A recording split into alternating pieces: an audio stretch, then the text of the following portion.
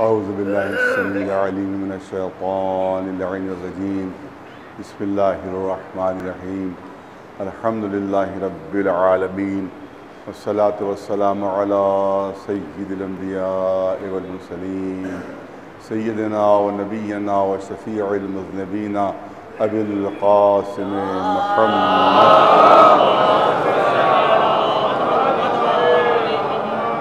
اہل بیتہ الطیبین الطاہرین المعصومین اما بعد فقد قال اللہ سبحانہ تبارک و تعالی فی کتابہ المبین وہو اصدق القائلین وَإِذْ قَالَ رَبُّكَ لِلْمَلَائِكَةِ إِنِّي جَاعِلٌ فِي الْأَرْضِ خَلِيفَةً صلوات بھیجیں محمد و آل محمد۔ جو دشمنان اعضاء ہیں وہ یاد دہانی کراتے رہتے ہیں۔ ادھر محرم کا زمانہ آیا، ادھر ان کی طرف سے فتوے آنے لگے کہ عزاداری بدعت، عزاداری حرام اور عزاداری ناجائز، رونا جو ہے وہ جائز نہیں ہے، آنسو بہانا جائز نہیں ہے، بزدلی کی علامت ہے، پتہ نہیں دنیا بھر کی چیزیں، اور ساتھ ہی ساتھ پوسٹر بھی آ جاتے ہیں مبارکباد کے، صاحب پہلا سال مبارک ہو۔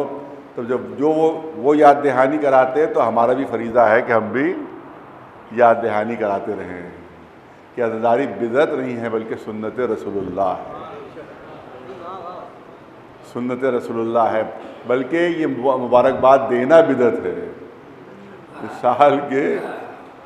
سال کے پہلے دن کی مبارکباد دینا جو یہی بدعت ہے، کیونکہ بدعت کی ڈیفینیشن کیا بیان کی جاتی ہے کہ جو چیز زمانے رسالت میں نہ ہو، جو رسول اللہ کے زمانے میں نہ ہو اس کو کہا جاتا ہے بدعت، اس کو کہا جاتا ہے بدعت جو زمانے رسول اللہ میں نہ ہو۔ اس لیے ہم سے پوچھا جاتا ہے کہ یہ بتائیے زمانے رسول اللہ میں عزاداری تھی یا نہیں تھی، اس کے بعد خود اپنی طرف سے کہہ دیا جاتا ہے کہ کیونکہ زمانے رسول اللہ میں نہیں تھی لہذا یہ بدعت ہے۔ جب بدعت ہے تو ضلالت ہے، جب ضلالت ہے تو معاذ اللہ حرام اور ناجائز ہے۔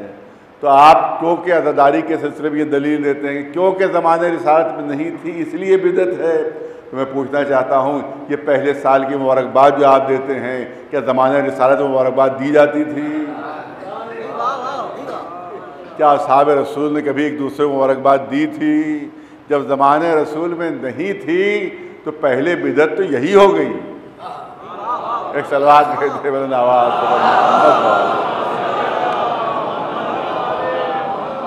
اس کے بارے میں تو 100% ثابت ہے کہ یہ مبارکباد جو دی جاتی ہے پہلے سال کی یہ زمانہ رسالت میں نہیں تھی۔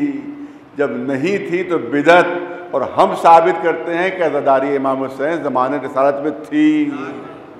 تو جب زمانہ رسالت میں تھی تو سنت رسول اللہ قرار پائے گی، سیرت رسول اللہ قرار پائے گی۔ صلوات بھیج دیں محمد و آل محمد۔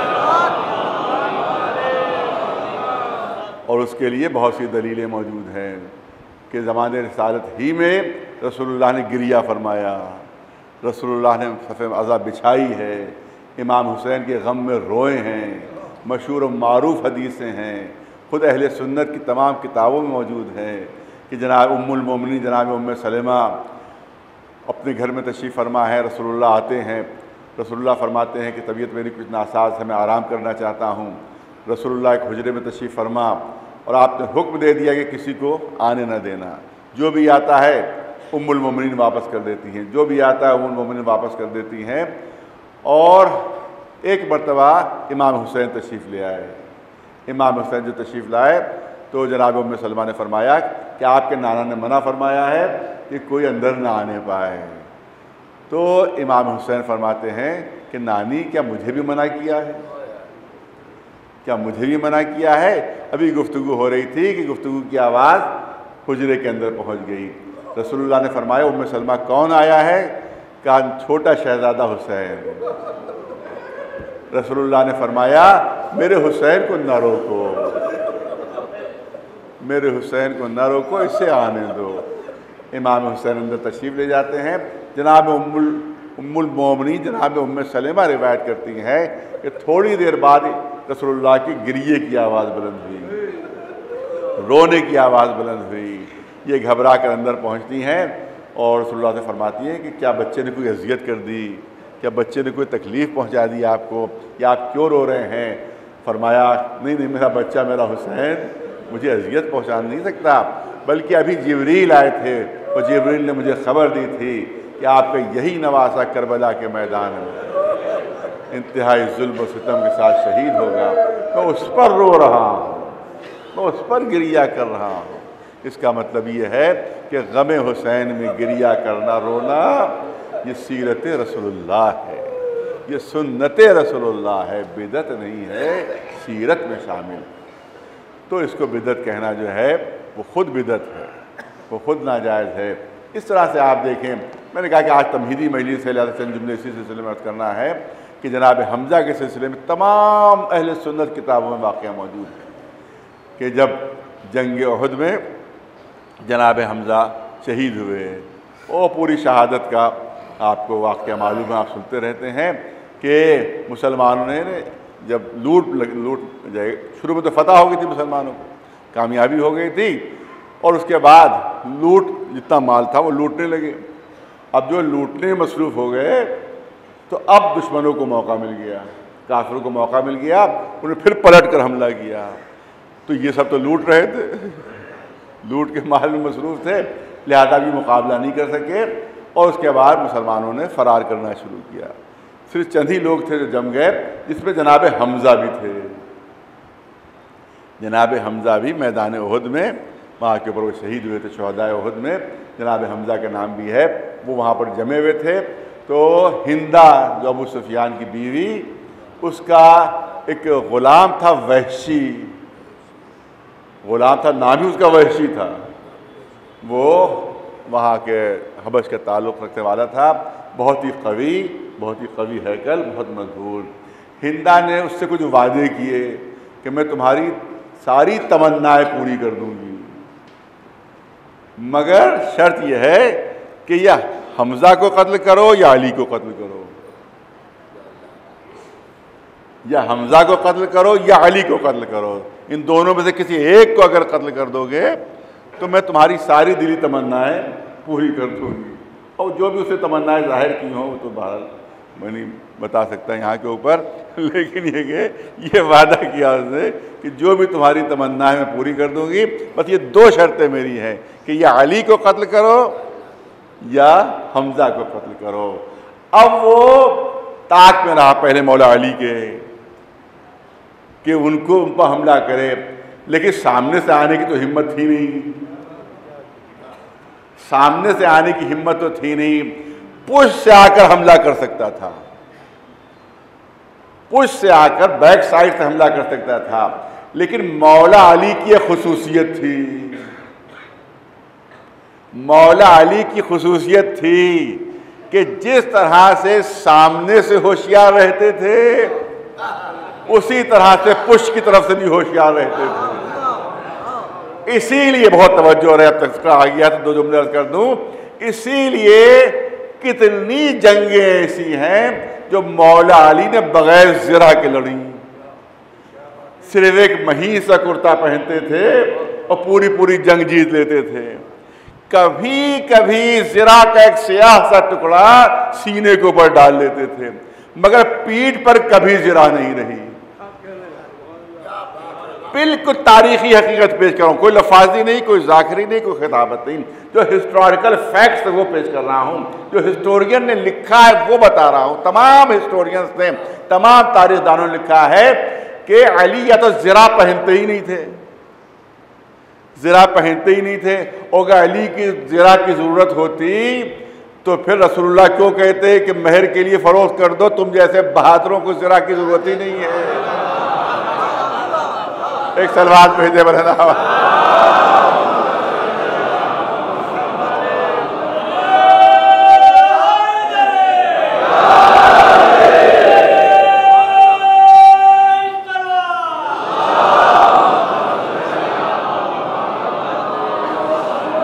کبھی کبھی سینے کے اوپر، کبھی ہر بار نہیں، کبھی سینے کی طرف، سینے کی سائڈ میں ایک زرہ کا ایک سیاہ سا ٹکڑا کبھی ڈال لیتے تھے، کبھی تو اب ظاہر کہ ہم لکھنؤ والے اسی انداز سے گفتگو ہے کہ شاید یہ سیاہ رنگ کا ایک زرہ کا ٹکڑا اس لیے کبھی کبھی ڈال لیتے ہوں تاکہ شجاعت کے اوپر کبھی نظر نہ لگنے پائے.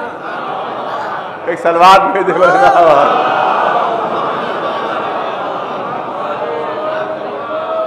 لیکن پشت کے اوپر کبھی زرہ نہیں رہی، پیٹھ کے اوپر کبھی زرہ نہیں رہی. یا علی آپ زبردست جنگیں کرتے ہیں، جنگوں میں چاروں طرف سے گھر جاتے ہیں، چاروں طرف سے آپ کے اوپر حملے ہوتے رہتے ہیں، پشت پر زرہ تو رکھا کیجئے. ارے کہیں ایسا نہ ہو کہ کوئی پشت پر آ کر حملہ کر دے، کوئی آپ سامنے جنگ کر رہے ہوں، کوئی پیٹھ کی طرف آئے اور پشت سے حملہ کر دے، کہیں آپ خدا نہ خواستہ زخمی نہ ہو جائیں، کہیں کسی کی تلوار نہ لگ جائیں. تو شاید علی جواب دیں کہ اگر پشت کی طرف سے غافل ہونے والا ہوتا تو عین اللہ کا لقب نہ ملتا. عین اللہ وہی ہو سکتا ہے کہ جو پشت کی طرف سے غافل نہ ہو. لہذا پشت کے اوپر کبھی زرہ نہیں رہتی تھی. یہی وجہ ہے کہ نہروان کا واقعہ ہے، یہ بھی تاریخ میں درج ہے کہ مولا گھمسان کی جنگ ہو رہی ہے، مولا سامنے لڑ رہے ہیں، پیٹھ پر زرہ نہیں ہے، پیٹھ پر زرہ نہیں ہے. ایک پہلوان نے جب یہ منظر دیکھا تو اس نے سوچا بڑا اچھا موقع ہے، علی سامنے جنگ کر رہے ہیں، میں آتا ہوں پشت کی طرف اور پشت سے حملہ کر دیتا ہوں علی کے اوپر. لہذا علی سامنے جنگ کر رہے ہیں، لہذا زخمی ہو جائیں گے، میری تلوار کا وار لگ جائے گا. لیکن تاریخ گواہ ہے دبے قدموں پیچھے چپکے آتا ہے، یہ سوچتا ہوا کہ علی تو سامنے جنگ کر رہے ہیں، زبردست جنگ ہو رہی ہے، گھمسان کی جنگ ہو رہی ہے. جیسے ہی یہ مولا علی کے قریب پہنچا اور چاہتا تھا کہ پیچھے سے وار کرے، پشت سے تلوار کا حملہ کرے، سامنے جو جنگ کر رہے تھے ان کو احساس نہیں ہو سکا، مگر جو دور سے منظر دیکھ رہے تھے انہی نے دیکھا کہ یہ کہا کہ علی بجلی کی طرح سے پلٹے.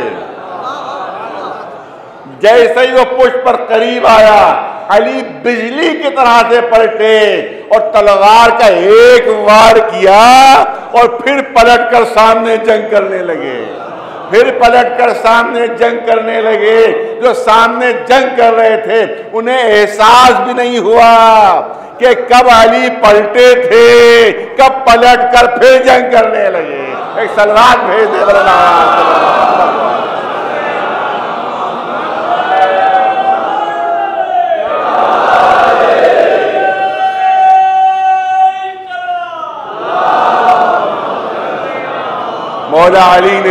مولا علی نے ایک وار کیا پھر پلٹ کر دیکھا بھی نہیں.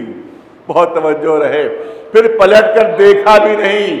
یا علی احتیاطاً پلٹ کر ایک وار اور کر دیجئے، کہیں ایسا نہ ہو کہ ہاتھ ہلکا لگ گیا ہو، کہیں ایسا نہ ہو کہ تلوار چھچلتی ہوئی پڑ گئی ہو، کہیں ایسا نہ ہو کہ دشمن زخمی ہو کر رہ گیا ہو اور یا علی سانپ چٹیلا ہو کر اور خطرناک ہو جاتا ہے.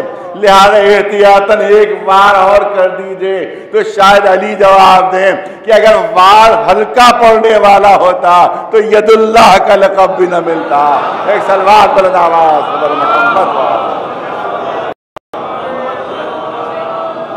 تو اس کا مطلب یہ ہے کہ علی کے سلسلے میں گنجائش نہیں تھی کہ کوئی پشت سے آ کر حملہ کر سکے، سامنے آنے کی ہمت نہیں تھی، سامنے آنے کی جرت نہیں تھی. لیکن جناب حمزہ کے سلسلے میں تھا کہ جب یہ سامنے جنگ کرنے لگتے تھے تو پھر پشت کی خبر انہیں نہیں رہتی تھی. لہذا یہ پشت کی طرف آیا اور بھرپور نیزے کا وار کیا جو سینے کو پار ہو گیا. جناب حمزہ وہیں پر شہید ہو گئے، جناب حمزہ وہیں پر شہید ہو گئے. جب جنگ ختم ہوئی مولا علی نے دوبارہ جنگ جیتی. توجہ رکھے، دوبارہ جنگ جیت لی اور اس کے بعد 70 کے قریب مسلمان شہید ہوئے تھے اس جنگ میں. اور اس کے بعد پورے مدینے میں کوہرام مچا ہوا تھا، پورے مدینے میں ہر طرف ہر گھر سے رونے کی آواز آ رہی تھی، لیکن جناب حمزہ کے گھر میں کوئی رونے والا نہیں تھا. اب یہاں پر تمام حدیثوں کی کتابوں میں موجود ہے کہ رسول اللہ نے فریاد کی تھی کہ میرے چچا حمزہ پر کیا کوئی رونے والا نہیں ہے، میرے چچا حمزہ پر کوئی رونے والا نہیں ہے. اور جیسے ہی یہ خبر اصحاب کرام کو ملی سب کے سب اپنے اپنے گھروں میں گئے اور جا کر اپنے گھر کی خواتین سے کہا کہ اپنے شہیدوں کا ماتم نہ کرو بلکہ رسول کے چچا کا ماتم کرو۔ تو ہر گھر میں گریا ہوا، ہر گھر میں صف ماتم حکم رسول سے۔ اس کا مطلب یہ ہے کہ شہیدوں کا ماتم کرنا سیرت رسول بھی ہے، حکم رسول بھی ہے۔ ایک صلوات بھیجے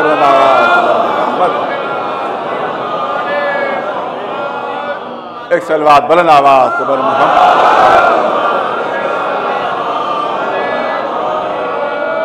جب جناب جعفر کی شہادت ہوئی ہے، جب جناب جعفر کی شہادت ہوئی ہے، تب بھی رسول نے یہی جملہ ارشاد فرمایا تھا کہ فَيَبْكِ الْبَوَاكِي مِثْلَ جعفر، جعفر جیسے شہیدوں پر رونے والوں کو رونا چاہیے۔ جعفر جیسے شہیدوں پر، مثل جعفر، یہ نہیں کہا کہ جعفر پر رونا چاہیے، بلکہ کہا جعفر جیسے لوگوں پر رونے والوں کو رونا چاہیے۔ اس کا مطلب قیامت تک کے لیے سند مل گئی کہ جو مظلومانہ طور پر شہید ہو، رسول نے فرمایا کہ اس پر رونا چاہیے، سیرت رسول میں شامل ہے، بدعت نہیں ہے۔ ایک صلوات بھیجے پر محمد و آل محمد۔ اب میں نے کہا کہ کیونکہ ان کی طرف سے یاد دہانی ہوتی ہے، لہذا ہماری طرف سے بھی جواباً یاد دہانی ہونا چاہیے۔ ارے تبرکات اعضاء کیا ہیں، یہ علم کیا ہے، یہ پٹکے کیا ہیں، یہ ذریعے کیا ہیں، یہ تابوت کیا ہے، ارے تو لکڑی ہے، یہ تو کاغذ ہے، یہ تو بانس کی تیلیاں ہیں، یہ تو جانور ہے، آخر اس کی تعظیم کیوں، اس کی تکریم کیوں، اس کو کیوں چوم رہے ہو، لکڑی کو چوم رہے ہو، کپڑے کو چوم رہے ہو، کاغذ کو چوم رہے ہو۔ بہت توجہ چاہوں گا آپ حضرات کی۔ دیکھیے صاحبان فہم و علم موجود ہیں، ہر چیز کے دو جنبے ہوتے ہیں، بہت توجہ چاہوں گا۔ ہر چیز کے دو جنبے ہوتے ہیں، ایک مادی جنبہ ہوتا ہے، پہلو ہوتا ہے، اور ایک معنوی پہلو ہوتا ہے۔ اور کسی شے کی قیمت مادیت کے ذریعے معین نہیں ہوتی ہے بلکہ معنویت کے ذریعے معین ہوتی ہے۔ ہر شے کی قیمت معنویت کی بنیاد پر معین ہوتی ہے، مادیت کی بنیاد پر معین نہیں ہوتی۔ بے شمار مثالیں کی دی جا سکتی ہیں۔ آپ دیکھیں کہ آپ آج کل، پہلے بھی 500 کا نوٹ تھا، اب تو بہت چھوٹا ہو گیا ہے، بہت مختصر ہے 500 کا نوٹ، اور 100 کا نوٹ ابھی کوئی نیا نہیں آیا، وہی پرانے والے بڑے بڑے نوٹ ہیں۔ بھئی 100 کے نوٹ وہی پرانے ہیں، بڑے بڑے نوٹ ہیں۔ 500 کا نوٹ چھوٹا ہے، 100 کا نوٹ بڑا ہے۔ 500 کا نوٹ چھوٹا ہے اور 100 کا نوٹ جو ہے بڑا ہے۔ اب کسی بچے کے پاس اگر 500 کا نوٹ موجود ہو اور آپ اس کے پاس پہنچیں اور 200 کے دو بڑے نوٹ اس کو دیں کہ بھئی یہ 2 نوٹ لے لو اور یہ اپنا ایک مجھے دے دو، یہ اپنا ایک مجھے دے دو، اگر بچہ سمجھدار ہے تو فوراً کہے گا کہ جو آپ کے 2 ہیں وہ کم قیمت ہیں، جو ہمارا ایک ہے اس کی قیمت زیادہ ہے۔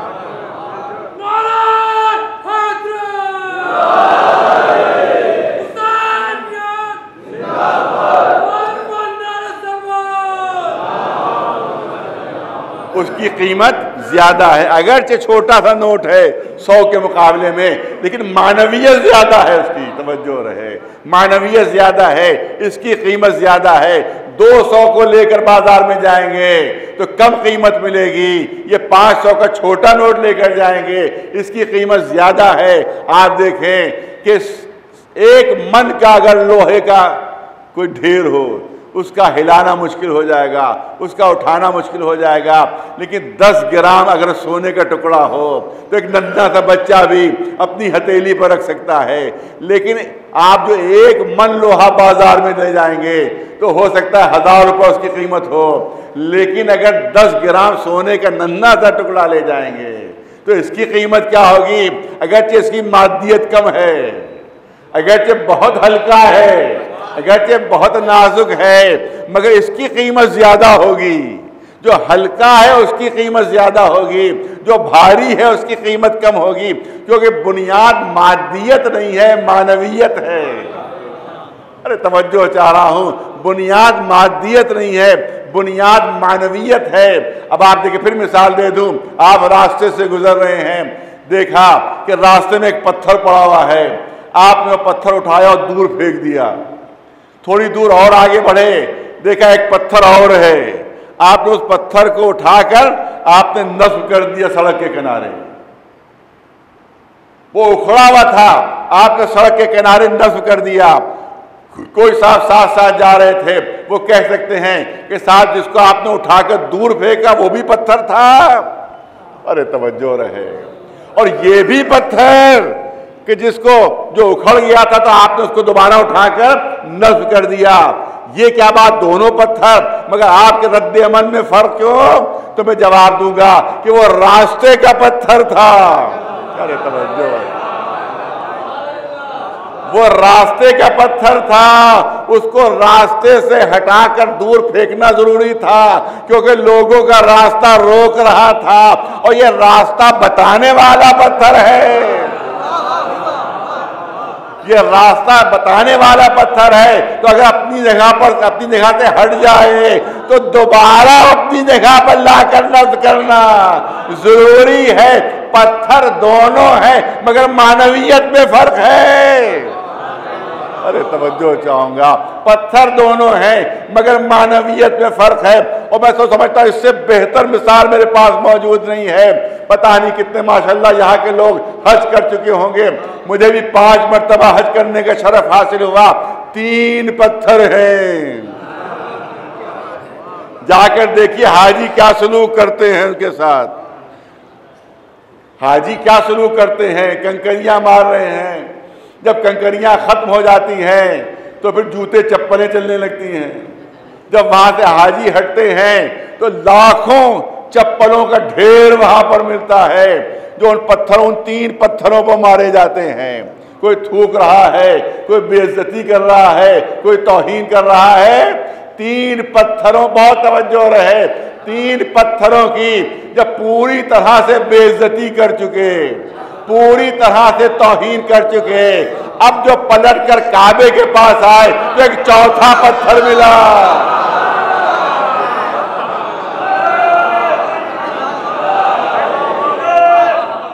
اب جو کعبے، ہر حاجی گواہی دے گا، لاکھوں اور کروڑوں گواہ موجود ہیں، کوئی انکار نہیں کر سکتا، کوئی انکار نہیں کر سکتا۔ جب پوری طرح سے ان 3 کی توہین کر چکے تب چوتھا ملا، جیسے ہی قریب پہنچے چومنے لگے، بوسہ دینے لگے۔ کوئی حاجی سے پوچھے وہ بھی پتھر ہیں، یہ بھی پتھر، ان کی توہین کیوں، اس کی تعظیم کیوں؟ تو ہر ایک کہے گا پتھر وہ بھی ہے مگر شیطان کی طرف منسوب، پتھر یہ بھی ہے مگر رحمان کی طرف منسوب۔ وہ توہین کے لائق ہے، یہ تعظیم کے لائق ہے۔ ایک سلوات بھیجے محمد۔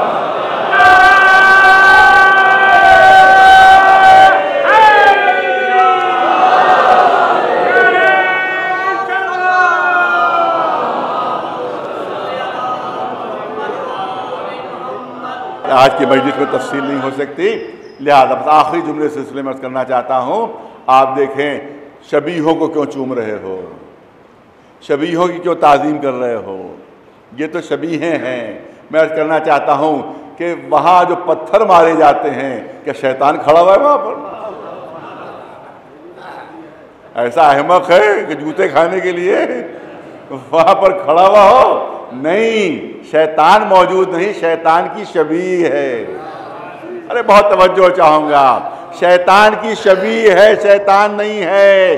تو جب کسی برے شخص کی شبیہ ہو، جو بہکانے والا اس کی شبیہ ہو، تو اس کی توہین ہو سکتی ہے، اور حج کا جز بن جاتی ہے توہین، حج کا جز بن جاتی ہے وہ توہین۔ تو جب بہکانے والے کی توہین جز دین ہو سکتی ہے، تو ہدایت کرنے والوں کی جو شبیہ ہے ان کا تعظیم بھی جز دین بن سکتی ہے۔ ایک سلوات بھیجے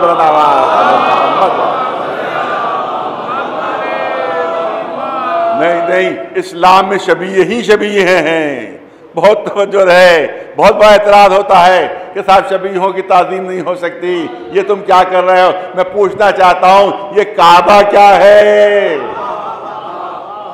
یہ کعبہ کیا ہے؟ یہ اصلی کعبہ نہیں ہے. اصلی کعبہ بیت معمور ہے جو چوتھے آسمان پر ہے. یہ چوتھے آسمان کے کعبے کی شبیہ ہے جس کو چومتے رہتے ہو. اس کا مطلب ہے کہ کروڑوں مسلمان شبیہ کا طواف بھی کرتے رہتے ہیں, شبیہ کی تعظیم بھی کرتے ہیں, شبیہ کو چومتے بھی ہیں. ایک سلوات بھیجے مولانا آواز. بہرحال یہ بہت تفصیلی موضوع ہے اور اس پر میں بہت زیادہ پڑھ بھی چکا ہوں. میں نے پہلے ہی عرض کیا کہ کیونکہ ادھر سے یاد دہانی ہوتی ہے کہ بدعت ہے اور خلاف اسلام ہے اور خلاف دین, تو ہماری طرف سے بھی ضروری ہے کہ ان کو یاد دلایا جائے کہ تمہاری باتیں غلط ہیں, بلکہ یہ جزء دین ہے, جزء دین ہے. عزاداری جو ہے وہ جزء دین ہے.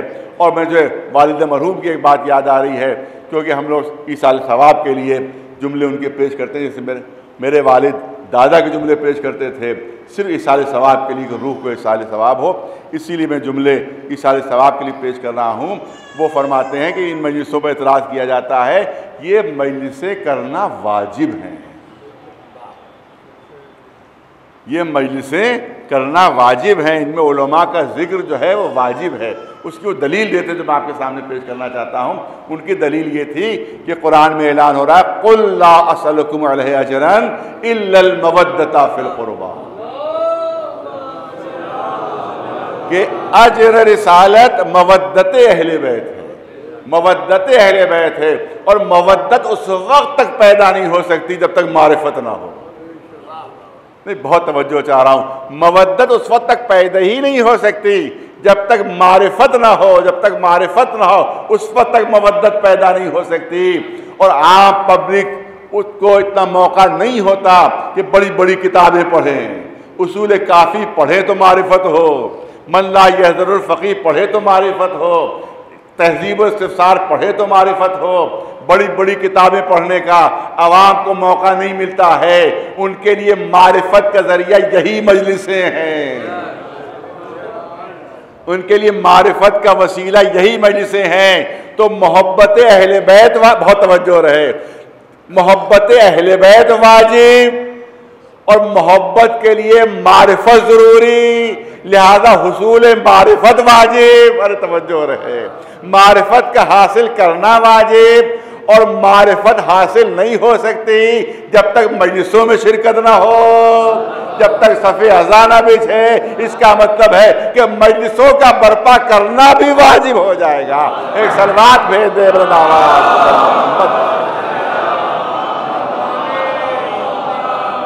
بس, اس سے زیادہ عرض نہیں ہو سکتا کیونکہ وقت نہیں ہے.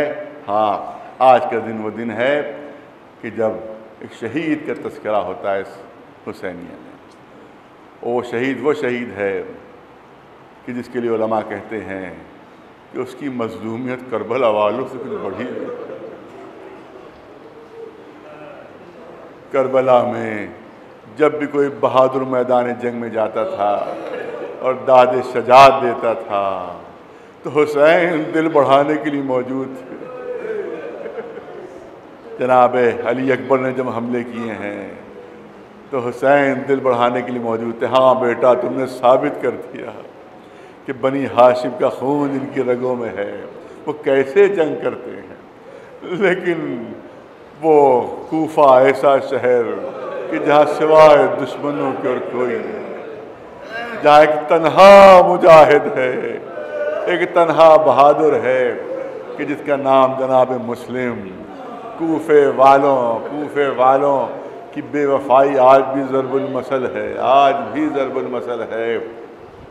بعض روایتوں میں ہے کہ 18,000 کوفیوں نے, بعض روایتوں میں ہے کہ 30,000 کوفیوں نے جناب مسلم کے ہاتھ کے اوپر بیعت کی تھی.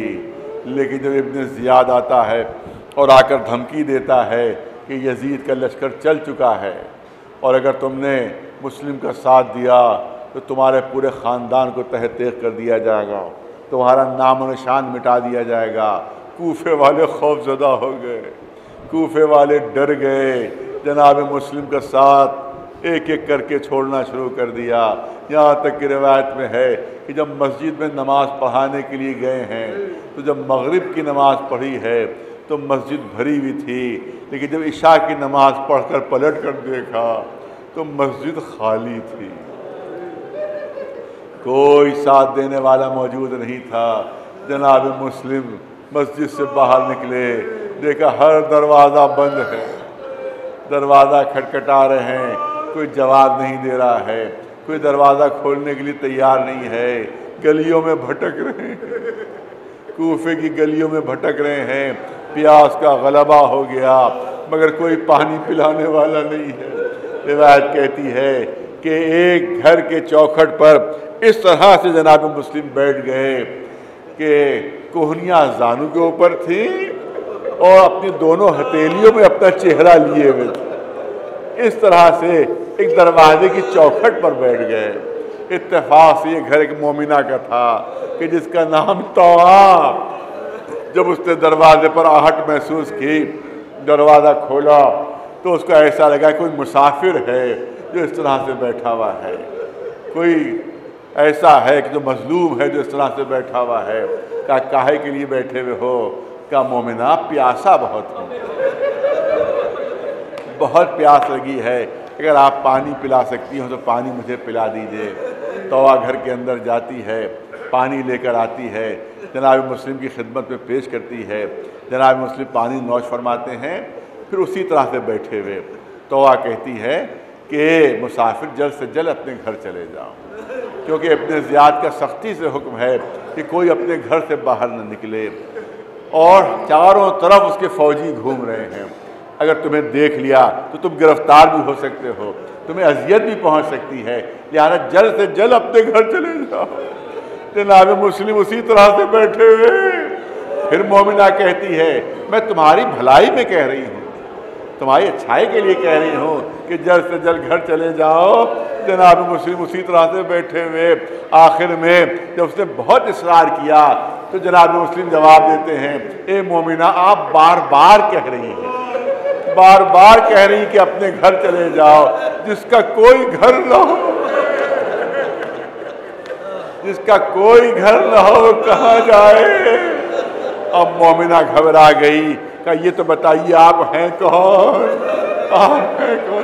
कहा मैं मुस्लिम इब्न अकील। ये सुनना था कि तौआ ने कहा ए आका पहले क्यों नहीं बताया, बड़ी गुस्ताखी हो गई मुझसे, इतनी देर से आप मेरी चौखट पर बैठे रहे। ये आका जल्दी से घर के अंदर आ जाइए, जल्दी से घर के अंदर आ जाइए। घर के अंदर बुलाया, एक हुजरे के अंदर जनाब मुस्लिम को बिठा दिया। इसका शौहर इब्न ज़ियाद के दरबार में नौकर था। जब उसने आकर देखा कि उसकी ज़ौजा बार बार किसी हुजरे में जा रही है तो पूछा कौन है? कहा नहीं कोई नहीं, मैं अपने काम से जा रही हूँ। कहा नहीं नहीं, लगता है कोई अंदर मौजूद है। अब जो जाकर देखता है जनाब मुस्लिम मौजूद है। फ़ौरन इब्न ज़ियाद के पास पहुँचता है कि जिन मुस्लिम का तुम पूरे कूफे में ढूंढवा रहे हो, जिन मुस्लिम को, वो तो मेरे ही घर में मौजूद है। अब रिवायत कहती है जनाब मुस्लिम मौजूद थे कि एक घोड़ों की टापों की आवाज़ जनाब मुस्लिम के कानों में पहुंची। तलवार टेक कर उठे, चाहते थे कि बाहर निकले, मोमिना ने दामन थाम लिया। ए आका घर के अंदर रहिए, आप घर के अंदर महफूज हैं।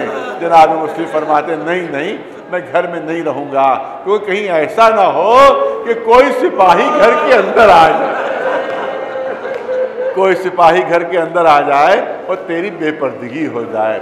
मुझे गवारा नहीं मेरी वजह से किसी मोमिना की बेपर्दगी हो। ए आका एक मोमिना की बेपर्दगी गवारा नहीं, मगर यही कूफा होगा जिसमें आपकी माएँ और बहनें बेपर्दा बेचादर बाजुओं में रस्सियाँ बंधी हुई गलियों में फिराई जा रही होंगी। हाँ आज़ादारों, जनाब मुस्लिम बाहर निकले, ज़बरदस्त जंग हुई। 500 का लश्कर था, शिकस्त हो गई। सरदार लश्कर ने फिर वर्क़ा भेजा कि और मदद भेजी जाए। 500 का दस्ता फिर आ गया, اس کو بھی شکست ہو گئی۔ پھر لکھا کہ اور مدد بھیجی جائے۔ ابن زیاد نے پوچھوایا ارے ایک شخص کو گرفتار کرنا ہے، 1000 فوجی بھیج چکا ہوں اور تم اور مدد منگوا رہے ہو؟ کہ یہ تو دیکھو کہ تلوار کس کے ہاتھ میں ہے، یہ تو دیکھو گرفتار کس کو کرنا ہے۔ 500 کا دستہ پھر بھیجا گیا لیکن وہ بھی گرفتار نہیں کر پائے۔ آقا جوش شجاعت میں آگے بڑھ رہے ہیں، آگے بڑھتے چلے جا رہے ہیں۔ یہاں پر علماء تحریر کرتے ہیں کہ یہاں کے اوپر ایک مصیبت ایسی تھی جو کربلا والوں سے بڑھی ہوئی تھی۔ جناب مسلم پر ایک مصیبت ایسی تھی جو کربلا والوں سے بڑھی ہوئی تھی۔ وہ لکھتے ہیں کہ جب کربلا میں کوئی مجاہد جنگ کے لیے نکلا تو کبھی سامنے سے حملہ ہوا، کبھی پہلوؤں سے حملہ ہوا، کبھی پشت سے حملہ ہوا، کبھی چاروں طرف سے حملے ہوئے۔ جناب مسلم پر چاروں طرف سے حملے تو ہو رہے تھے مگر ایک سمت بڑھی ہوئی تھی۔ ارے کوفے کی عورتیں اپنی چھتوں پر سے آقا کے اوپر آگ برسا رہی، لیکن شجاعت کا عالم یہ ہے، بہادری کا عالم یہ ہے کہ آقا آگے بڑھتے چلے جا رہے ہیں۔ آخر میں طے ہوا کہ دھوکے سے پکڑا جائے، دھوکہ دیا جائے، لہذا ایک گڑھا کھودا جاتا ہے، اس کو خشو خاشاک سے ڈھانک دیا جاتا ہے۔ جوش شجاعت میں آگے بڑھ رہے ہیں کہ گڑھے کے اندر قدم پڑتے ہیں، گڑھے کے اندر گر جاتے ہیں، اوپر سے نیزوں تلواروں سے آقا کو شدید زخمی کر دیا جاتا ہے۔ جناب مسلم گرفتار ہو جاتے ہیں، دربار ابن زیاد میں پہنچتے ہیں۔ بس 2-3 جملے۔ دربار ابن زیاد میں پہنچے، پیاس کی شدت ہے، پیاس کی شدت ہے۔ آپ نے فرمایا کوئی ہے جو مجھے پانی پلا دے، کوئی ہے جو میری پیاس بجھا دے؟ دربار سے آواز آئی اے مسلم تمہیں پانی نہیں ملے گا، تم پیاسے قتل کر دیے جاؤ گے۔ لیکن ایک شخص کو رحم آ جاتا ہے، اپنے غلام کو حکم دیتا ہے کہ مسلم کو پانی پلا دو۔ ایک جام آب لے کر آگے بڑھتا ہے، جناب مسلم کو پیش کرتا ہے۔ جیسے ہی روایت کہتی ہے کہ جیسے جناب مسلم نے پانی پینا چاہا سر سے خون کی دھار بہ رہی تھی، وہ پانی میں شامل ہو گئی، پانی پھینک دیا۔ دوبارہ غلام نے پھر پانی بھر کر دیا۔ روایت کہتی ہے جیسے ہی پینا چاہا دندان مبارک زخمی ہو چکے تھے، اب جو پینا چاہا دندان مبارک ٹوٹ کر اس پانی میں گر گئے۔